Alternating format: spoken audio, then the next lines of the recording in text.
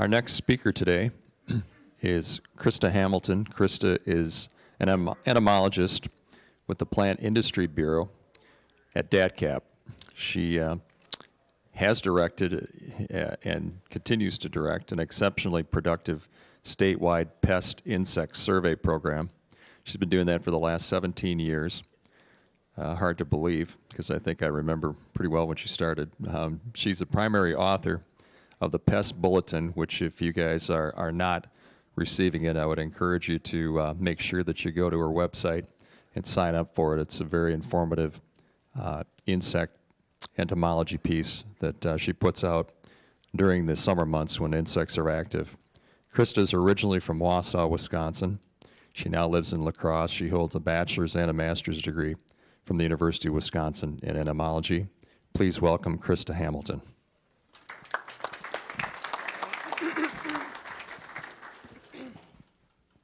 Thank you. Excuse me. Thank you very much. So this morning we'll be taking a look at the results of DATCP's insect surveys from last season and what they can tell us about potential crop pest pressure in 2016. Most of the surveys are ones that the department has conducted for a long time. Our European corn borer survey, for example, is nearly 3/4 of a century old. Our rootworm surveys started back in the early 1970s. So my point in telling you this is that we have extensive data sets on these insects. And when we compare 2015's results to those long-term records, it's apparent that levels of all but one of these pests are exceptionally low, and in some cases historically low. So you'll be seeing some low numbers in the next 20 minutes or so. To begin, I just want to take a minute to provide some background on the Wisconsin Pest Survey Program. So we're the group that's responsible for the survey results you'll be seeing. We've been around 100 years, tracking pest populations and documenting growing season trends through our surveys. One of the main points of this work is just simply to help Wisconsin growers anticipate pest problems so that they can take measures to avoid losses. Another important objective of the work is exotic pest detection. So we conduct surveys to detect newer exotic pests as they show up in the state. Some of our survey work also supports the process of export certification by confirming presence or absence of certain regulated pests. So those are the main objectives of our work. We sample thousands of fields across the state each summer, and we cover all the major agronomic crops, as well as specialty crops, so everything from wheat and corn to apples and grapes.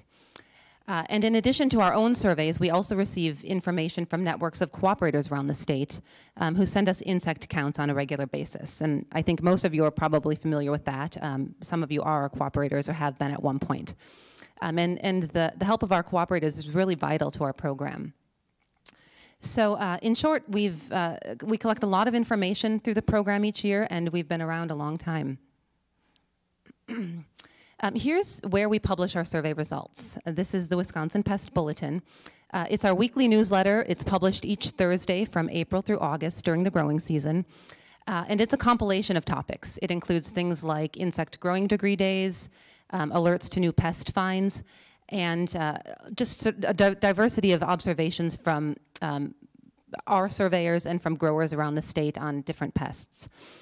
If you're not a subscriber, please go to our website and sign up. I know that a lot of consultants consider this a really useful and timely resource.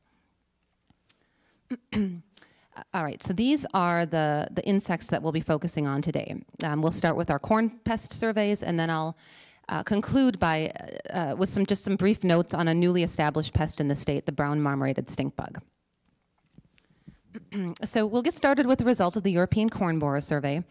As I mentioned, this is the oldest of all of our surveys. It dates back to 1942, when the corn borer was still an exotic pest, brand new to the state.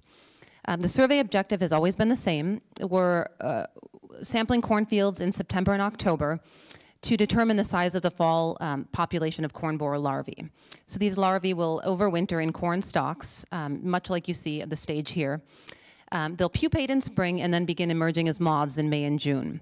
So that fall population is really our best predictor of the size of the spring moth flight. And in years when corn borer populations fluctuated a lot more than they do now, this was really a key predictive survey. At this point, you know, the corn borer population has collapsed in the last 15 years or so. So I think what our survey helps to document at this point is just really a continued low population trend. So this map shows the 229 sites that were surveyed for corn borers last fall. What you'll notice immediately are a lot of black circles. So these circles are negative sites where we found no larvae or no signs of corn borer infestation, things like broken stalks or tunneling in the stalks. That was 86% of our survey sites. The green circles represent sites where we found 0.01 to 0.5 borers per plant, so low counts that are less than half of threshold. The yellow circles are where we found moderate counts in the range of 0.51 to 0.99 borers per plant. And then the one orange circle you can see over in Winnebago County is the only site where we found an economic population above 1 borers per plant. The 2015 state average was just 0.02 larvae per plant. That's 2 caterpillars per 100 corn stalks. It's the lowest average we've documented in the history of Wisconsin corn borer surveys. What should be obvious is just corn borer was very, very scarce again in 2015. When we look at the district averages, I think what you'll see right away are just a lot of zeros. Again, these numbers are really low.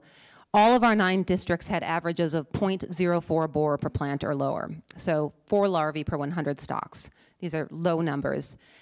We did see some increases in 5 of the 9 districts, but these were very minor, insignificant increases. And I'll just say it again, these are some of the lowest averages that we've seen in 74 years.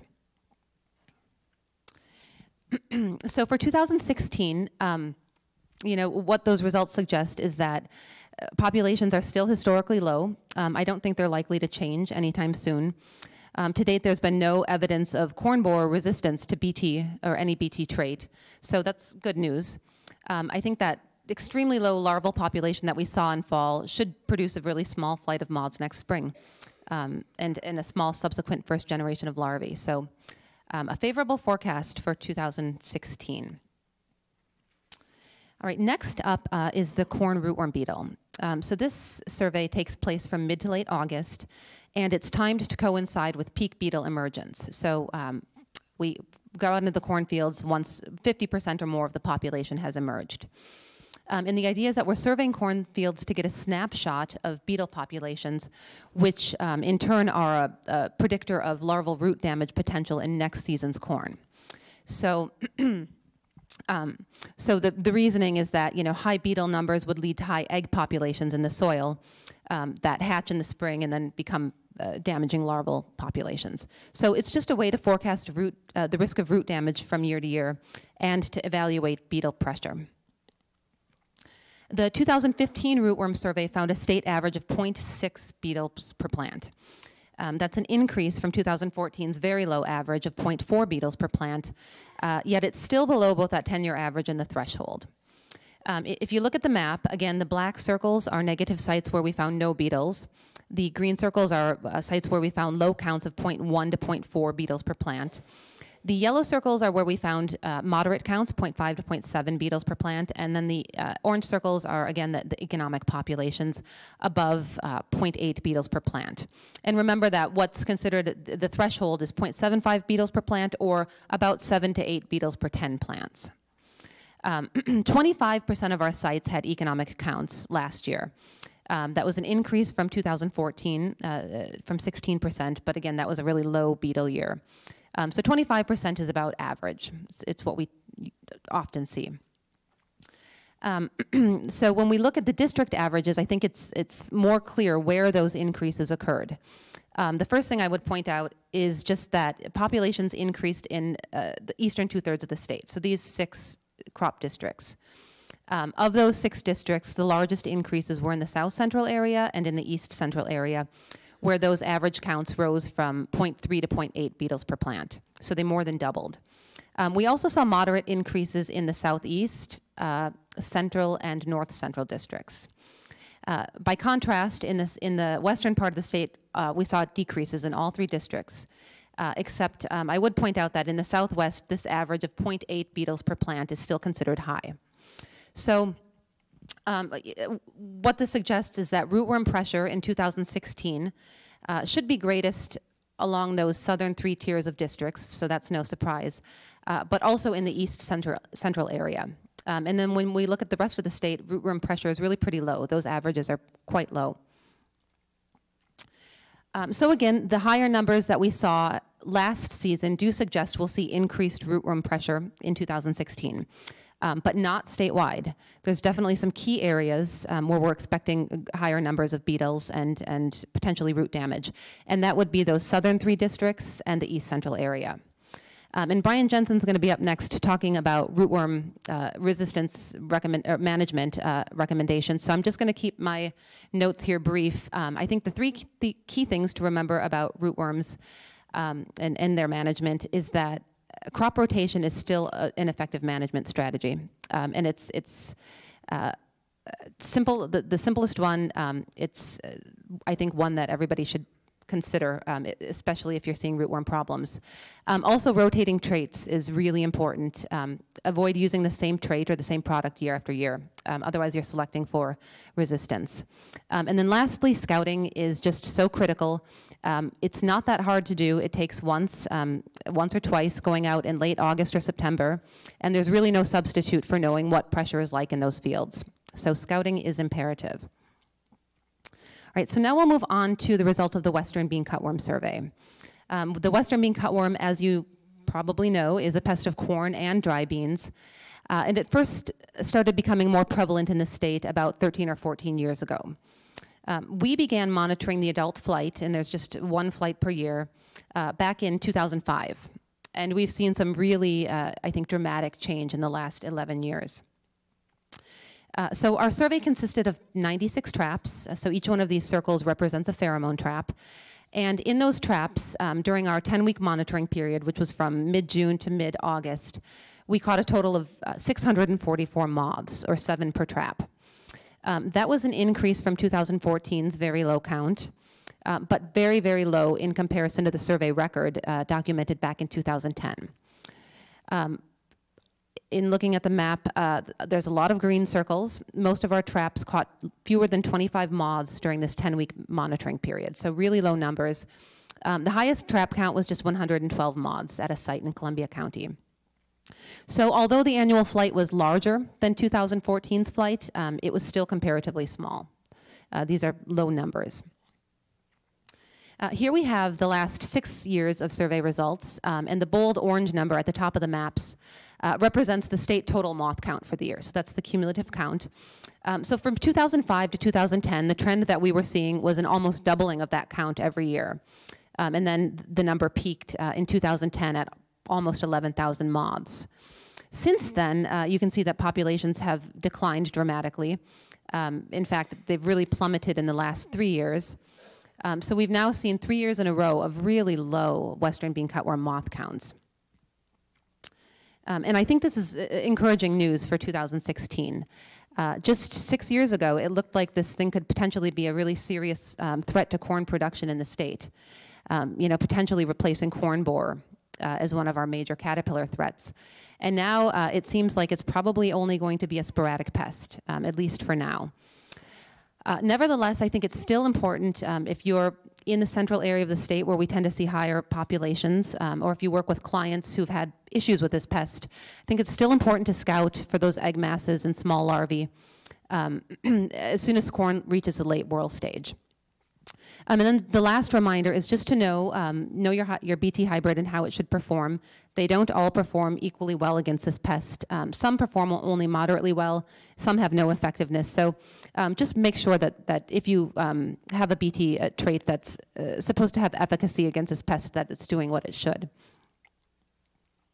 All right, so that completes our corn pest surveys. So I'll talk just a few minutes about soybean aphid. Our surveys for soybean aphid begin just as soon after soybeans emerge in spring. And typically we see our first aphids around the first week of June. This year it was June 1st. We then wait usually 4 to 6 weeks for aphids to colonize more fields and for populations to increase. And then we go in and sample in 2 intervals, usually from the first from mid to late July and then the second in August. And the idea is that we want to see how those populations change over the course of 2 to 3 weeks And we really want to be in those fields as population densities are peaking. We want to know what those numbers look like. And sometimes if we only survey those fields once, we kind of miss that window.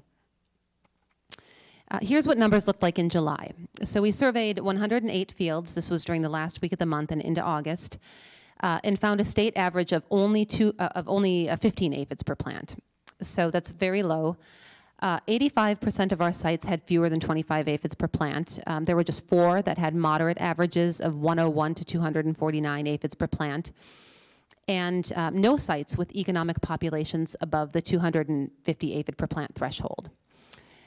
So what we found was that aphids colonized fields very slowly last season, and populations grew very gradually, and really remained low throughout July. When we resampled those same fields in August, we found slightly higher densities. That state average density increased to 35 aphids per plant, so it doubled, but it's still a very low average. We had a handful of sites that had moderate populations in that range of 101 to 249 aphids per plant. Just one site had an economic population. So what these results suggest is that, most soybean fields did not develop high populations last year, and most did not require treatment, although there were definitely exceptions. So I think we could call 2015 probably a low to moderate aphid year. For 2016, the aphid outlook is a little bit uncertain. I think we never know quite what to expect of the soybean aphid. If it follows this every other year cycle with populations being lower in even numbered years, then we're potentially looking at lower densities. Another factor that we should consider are those multicolored Asian lady beetles that were everywhere last fall. So remember, these things are the #1 aphid predator. So, and last fall's numbers were really some of the highest in a long time. So all those beetles, while they were sort of a short-term nuisance, could have a longer-term benefit in terms of lowering aphid numbers for 2016. And then lastly, I just want to make you aware that the brown marmorated stink bug is now considered established in Wisconsin. I know most of you are probably familiar with this pest. It's been on our radar for about a decade. This is another exotic Asian insect that's invaded the state. It was first confirmed in Wisconsin back in 2010, and since, and I guess in the 5 years following, from 2010 to 2014, there were 18 confirmed reports. Last year, there were 35 confirmed reports, so almost double the number in the previous 5 years combined. Most of those cases were in Dane County, in the Madison area. Some of the reports were also from Brown County and Milwaukee County. So what we think or feel certain about is that it's established in Dane County, possibly in the southeast or eastern areas of the state as well. I think what's important to know is that the trend with this stink bug is that it tends to start causing crop damage or moving into crops 3 to 5 years after that initial detection. So what that means is we could potentially start seeing this thing in crops next year, especially after this mild winter. Soybeans and sweet corn are both considered high-risk crops. So this map just shows the current status of the stink bug. It's been detected in 42 states and 2 Canadian provinces. It's considered a fall nuisance pest in 17 states, and it's considered a severe agricultural pest in 9 states, so all those red mid-Atlantic states that you see. So I think it's just a matter of time before we become a yellow state and then a red state. So I think it's really important to be on the lookout for this insect. And as PJ just mentioned in his talk, it's critical, if you think you see this thing, take a sample and get it to the insect diagnostic lab at UW, because that's really the only way we can confirm whether or not it's indeed the brown marmorated stink bug. And then I would also point you to that stopbmsb.org website. So all these states that have serious problems with this pest are doing a lot of great research. And so there's a lot of good information on how to manage this thing in field crops. So please take a look at that website. It might give you some good ideas on what to do about this thing if it does show up next season.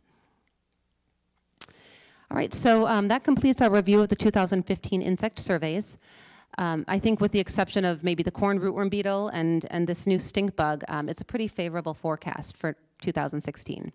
We're looking at some really low insect populations heading into the next season. Just a reminder, please sign up for the bulletin if you haven't already done that. And then I just want to say thank you so much to everybody who contributed their time and their energy to this program last year, especially during the busiest time of the season. The survey results that you've just seen are really made possible by the people who have done some help, or have helped out our program. So thank you very much.